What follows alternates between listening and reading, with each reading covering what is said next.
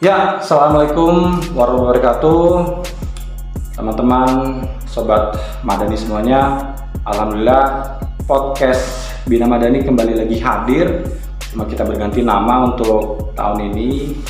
Untuk tahun ini podcast kita bernama Suara Bima atau Sudut Asa Ramadan Bina Madani. Untuk pembuka episode awal podcast hari ini, saya sudah ditemani dengan salah satu dosen militan kita, guru kita di program studi perbankan syariah. Beliau seorang pakar ekonomi syariah juga. Siapa lagi? Yakni Pak Abdurrahman MM. Sehat, Pak Abdurrahman? Alhamdulillah sehat, Mas Iqbal. Iya, gimana Pak menjalani ibadah puasa di tengah masih aktif mengajar ini, Pak? Ya, terima kasih Mas Iqbal atas undangan dan kesempatannya nih yang diberikan untuk sama-sama kita berbincang di podcast Bina Madani. Alhamdulillah untuk hari-hari kita di bulan suci Ramadan, walaupun kita masih beraktivitas untuk mengajar, kita tetap bersemangat. Justru Ramadan adalah bulan yang penuh hikmah dan barokah, yang berlimpah pahala. Justru jangan sampai kita terlena dan bermalas-malasan. Karena cobaan di bulan Ramadan itu biasanya lebih kuat, Pak ya? Betul. Bulan-bulan sebelumnya cuacanya anteng, dingin, full hujan, Pak ya? Bahkan betul. masuk Ramadan langsung panas terik, Pak. Iya. Jadi izin Pak Abdurrahman, sesuai tema yang ingin kita angkat pada hari ini temanya seputar zakat, Pak ya? Betul. Lebih tepatnya zakat sebagai instrumen distribusi harta dalam Islam untuk kesejahteraan umat. Oke. Sebelum masuk ke tema, Pak Abdurrahman, ini saya ingin bertanya nih Pak, seputar ekonomi syariah tentunya Pak. Karena opini publik saat ini kan Pak, utamanya kaula muda itu kerap kali memandang ekonomi syariah itu studi yang eksklusif Pak, studi yang khusus, masih terkekang dan tidak terlalu umum, ya kan Pak. Nah, sementara kan Bapak ini kan masuk ke dalam lingkaran ekonomi syariah, baik masih di tingkat S1 waktu lalu, bahkan sekarang sudah masuk S2 plus menjadi seorang pakar di ekonomi syariah. Nah, pandangan Bapak seputar ekonomi syariah ini bagaimana sih Pak, untuk menepis pandangan ataupun isu-isu yang dirasa agak miring seputar ekonomi syariah?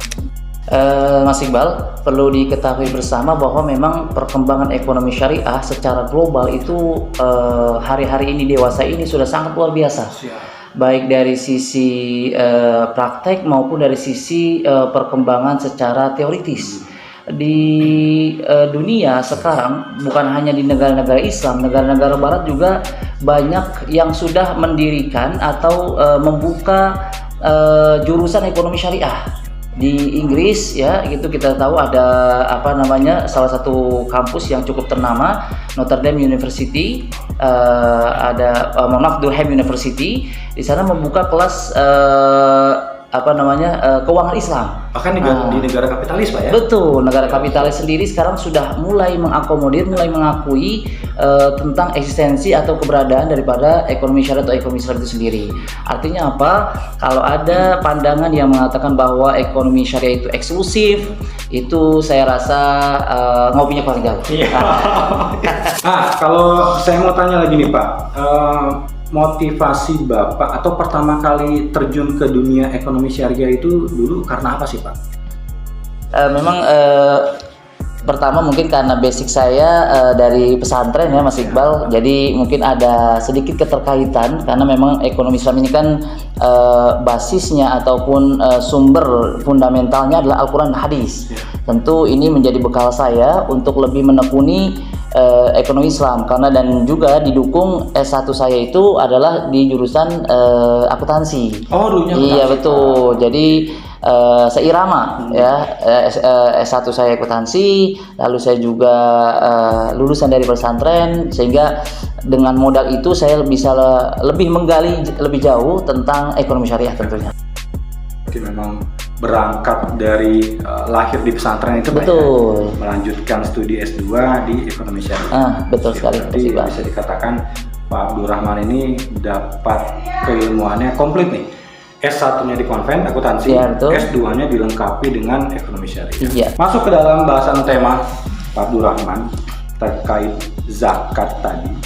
Sebenarnya Pak, fungsi fundamental dari zakat itu apa sih Pak? Baik, Mas Iqbal, sebelum masuk ke sana, saya perlu sampaikan terlebih dahulu bahwa memang zakat itu dalam perspektif Islam, dalam pandangan Islam, itu bukan hanya dikatakan sebagai ibadah individual, tapi juga dikatakan sebagai ibadah sosial.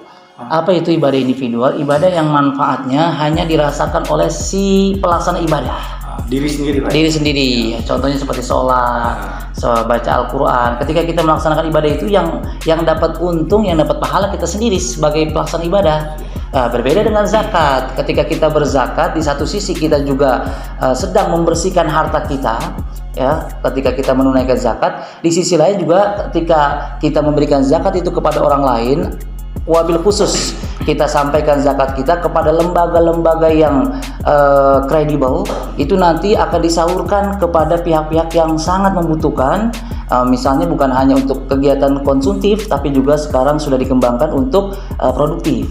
Jadi sekali lagi fungsi zakat itu selain sebagai ibadah individual, juga sebagai ibadah sosial. Begitu Mas Iqbal.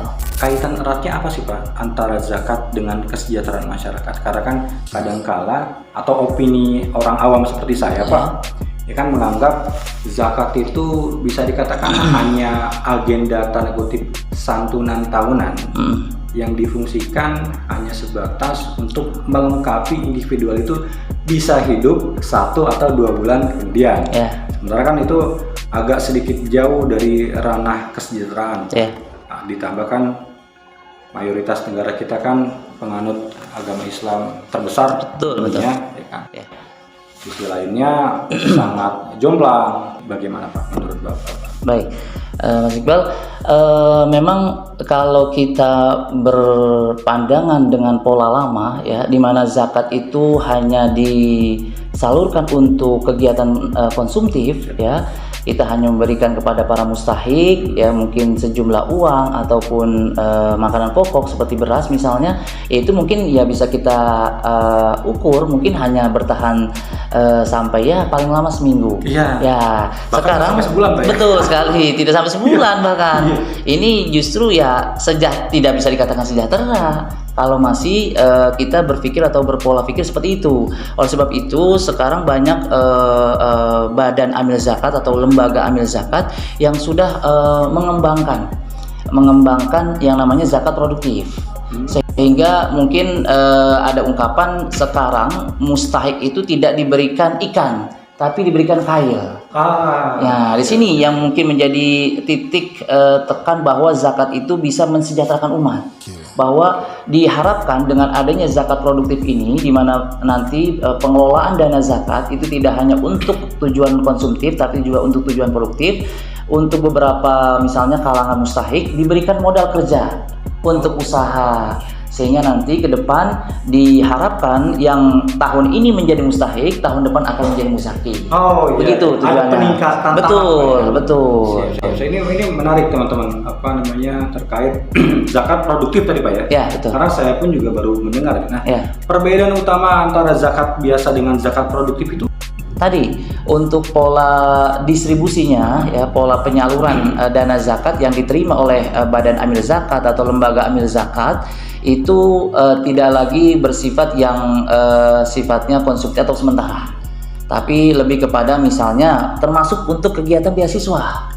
Bisa jadi juga, untuk ya? pendidikan, betul. Contoh Badan Amil Zakat Nasional Baznas, ya, itu cukup besar dalam mengalokasikan dana pengelolaan zakatnya untuk beasiswa. Termasuk saya. Ya, saya termasuk contohnya. Pribadi saya selaku penerima dana zakat untuk penyelesaian di studi. Itu waktu itu disertasi S3. S3. Saya sekarang masih menjadi mahasiswa S3. Itu alhamdulillah mendapatkan bantuan dana beasiswa dari Basnas untuk penyelesaian studi S3. Ini luar biasa. Jadi peran zakat itu memang jangan kita bayangkan seperti dahulu kala yang hanya untuk kebutuhan sehari, 2 hari, atau paling lambat sekali seminggu, tapi untuk jangka panjang, bahkan merubah status sosial seorang yang tadinya mustahik menjadi muzaki di kemudian hari tentunya. Calon Itu masih moral ini ya. Insya Allah, mudah-mudahan. Saya juga baru tahu ini. Mayoritas publik kita kan Pak kadangkala menganggap zakat itu sebagai ajang tanda kutip formalitas Pak, ya kan? Mereka banyak belum tahu fungsi utama dari zakat, seperti yang tadi Bapak jelaskan, ada zakat produktif utamanya. Nah, yang ingin saya tanyakan, kira-kira bagaimana sih Pak agar dapat menyadarkan masyarakat seputar pentingnya nih program zakat ini, bukan hanya sebatas ajang untuk mencari pahala individual, tapi juga bisa untuk bermanfaat sesama. Ya. Mungkin kita juga perlu sebagai umat muslim ya, yang memang kita meyakini bahwa kitab suci kita Al-Quran ya, itu kan merupakan bagian daripada keimanan kita, meyakini Al-Quran, bahwa memang dalam Al-Quran selalu kita melihat ayat tentang sholat itu digandengkan dengan ayat tentang zakat. Aqimus sholah wa atuz zakah. Nah, ini ada seorang sahabat ya, ini juga ulama dari kalangan sahabat, Abdullah bin Abbas. Beliau ketika menafsirkan ayat ini bahwa mengatakan penggandengan sholat, perintah sholat dengan perintah zakat itu menunjukkan bahwa titik penting daripada ibadah zakat ini sendiri. Artinya ya, Abdullah bin Abbas mengatakan bahwa ketika seseorang itu rajin sholatnya ya, bahkan selalu ke masjid, sholat jamaah, tapi pelit untuk mengeluarkan zakat, ini bisa berpengaruh. Artinya zakat itu kalau ada orang rajin sholat nggak bayar zakat, maka sholatnya bisa dikatakan tidak sah. Sholatnya ini tidak bernilai. Ya, jadi ini ada kaitan. Jadi ketika, namun juga sebaliknya, ada orang mungkin royal membayar zakat namun tidak sholat, ini juga bisa berpengaruh. Artinya, jadi penggandengan ayat sholat dengan ayat zakat, perintah sholat dan perintah zakat dalam satu ayat yang sering kali bergandengan, itu menunjukkan adanya hubungan yang sangat luar biasa. Itu bahkan ada sebuah kaidah dalam fikih mengatakan al-muta'addi khair minal qasir. Ibadah yang bernuansa sosial ya, yang berdampak sosial itu sesekali ya akan lebih baik, lebih afdol, diutamakan, dikerjakan daripada ibadah yang bernuansa individual. Keadaan sosial masyarakat kita masih gini-gini aja Pak. Ya. Sementara saya pernah baca beberapa sirah nabawiyah terkait pengalokasian zakat di zaman khilafah terdahulu Pak. Bahkan saya sempat membaca yang sempat Bapak sampaikan tadi, di zaman khilafah Umar bin Abdul Aziz bahkan sangat sulit ditemukan individu yang berhak menerima zakat. Ya. Benar Pak. Ya, nah, maksud saya bagaimana agar masyarakat Indonesia mencapai taraf seperti itu Pak? Baik, Mas Iqbal. Perlu diketahui bahwa memang berdasarkan data dari Outlook Badan Amil Zakat Nasional Basnas ya, itu kita memang data BPS menunjukkan umat Islam terbesar. Ya, kita lebih dari 80% penduduk Indonesia adalah beragama Islam.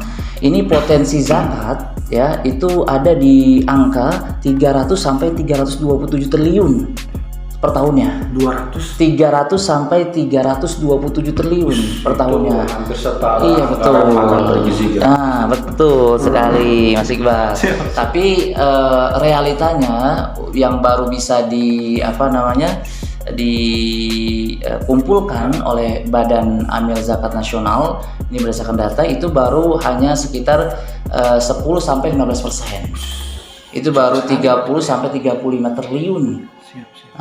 Ini tentu menjadi tantangan tersendiri bagi Badan Amil Zakat, lembaga amil zakat yang ada di Indonesia ya, atau dunia filantropi Islam khususnya yang ada di Indonesia, untuk lebih berpacu bagaimana memberikan kesadaran dan penyadaran kepada masyarakat untuk bisa menunaikan kewajiban zakat. Tinggi juga Pak ya. Betul, potensinya maksimal itu ya. Iya. Potensinya sampai di angka 300 triliun. Betul. Berarti bisa digarisbawahi program zakat ini harusnya lebih dikencangkan Pak ya. Betul.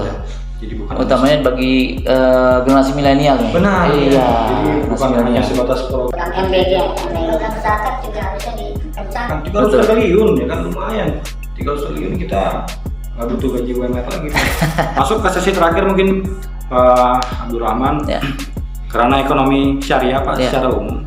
Nah, pandangan Bapak cukup optimistis nggak sih Pak terkait perkembangan ekonomi syariah khususnya di Indonesia sendiri Pak? Sangat optimistis, Mas Iqbal. Kita melihat sekarang sudah banyak lahir. Dulu mungkin yang pertama kali muncul bank syariah. Bank syariah. Nah, sekarang sudah ada koperasi syariah, sudah ada pasar modal syariah, sudah ada rumah sakit syariah, sudah ada hotel syariah. Ya, bahkan juga sedang dikembangkan sekarang industri halal, ya, kosmetik halal, ya, barang elektronik halal bahkan juga. Ya, ada sekarang kulkas berlabel halal. Nah, Itu kan masa reksadana. Iya, reksadana. juga ada, betul, semuanya sudah. Ini artinya menunjukkan bahwa industri ekonomi syariah itu sudah sangat berkembang, sangat luar biasa di negara kita khususnya. Saya yakin dengan kenyataan hari ini prospek perkembangan ekonomi syariah ke depan ini sangat optimistis, Mas Iqbal. Izin Pak Abdurrahman, kita sambil ingin promosi juga. Ya. Jadi untuk teman-teman, Institut Bina Marga Indonesia juga memiliki salah satu program studi syariah, khususnya di Prodi Perbankan Syariah di bawah naungan Fakultas Ekonomi dan Bisnis, teman-teman. Jadi kita saat ini sedang ada program beasiswa. Boleh Pak, nama program beasiswanya apa yang sedang berlangsung saat ini? Ya, jadi teman-teman, kita lagi buka 1000 beasiswa subsidi kuliah untuk calon mahasiswa di Kota Tangerang nih. Khusus Kota Tangerang. Iya, berarti ya. khusus di Oke. Kota Tangerang. Tapi jangan khawatir teman-teman, di luar Kota Tangerang kita juga ada kuotanya nih. Dengan syarat ketentuan ya, baik Pak berarti ya. Betul. Oke, jadi secara umum kita sedang ada program beasiswa nih teman-teman, khusus untuk wilayah atau masyarakat yang tinggal di wilayah Kota Tangerang, tapi tidak menutup kemungkinan untuk teman-teman yang berada di luar wilayah Kota Tangerang itu juga bisa mengambil program beasiswanya, tentunya dengan beberapa syarat dan ketentuan. Nah, ini untuk subsidi program beasiswanya juga cukup besar teman-teman, bahkan hampir di ranah 75% teman-teman dari harga normalnya. Seperti itu teman-teman. Jadi pastikan teman-teman untuk mengambil program beasiswa ini karena lumayan teman-teman. Di era ekonomi yang sangat sulit seperti ini, tentunya program-program beasiswa ini diharapkan bisa menjadi pelopor ataupun daya dorong teman-teman untuk melanjutkan ke jenjang pendidikan tinggi. Untuk lebih lengkapnya, Institut Bina Marga Indonesia sendiri punya 3 fakultas teman-teman. Pertama ada di Fakultas Tarbiyah dan Ilmu Keguruan. Kita ada di program studi Pendidikan Agama Islam dan Pendidikan Guru Madrasah Ibtidaiyah teman-teman. Lalu yang kedua, Fakultas Ekonomi dan Bisnis di program studi Perbankan Syariah nanti bersama dengan Pak Abdurrahman. Dan yang terakhir kita ada di Fakultas Syariah dan Hukum untuk program studinya di Hukum Ekonomi Syariah teman-teman. Untuk biaya di kita flat teman-teman, biaya SPP flat dari awal sampai akhir sampai lulus flat teman-teman, tidak ada kenaikan biaya. Utamanya di saat teman-teman nanti ambil program beasiswa flat teman-teman. Oke, terima kasih Pak Abdurrahman atas waktunya pada hari ini di sela-sela sebelum mengajar Pak. Ya? Betul. Sempat salah jadwal. Terima kasih saya ucapkan Abdurrahman. Untuk teman-teman jangan lupa pantengin podcast Bina Madani yang insya Allah hadir tiap ba'da asar selama bulan Ramadan dan selama. Saya sudahi teman-teman. Billahi taufiq wal hidayah. Wassalamualaikum warahmatullahi wabarakatuh. Waalaikumsalam warahmatullahi wabarakatuh.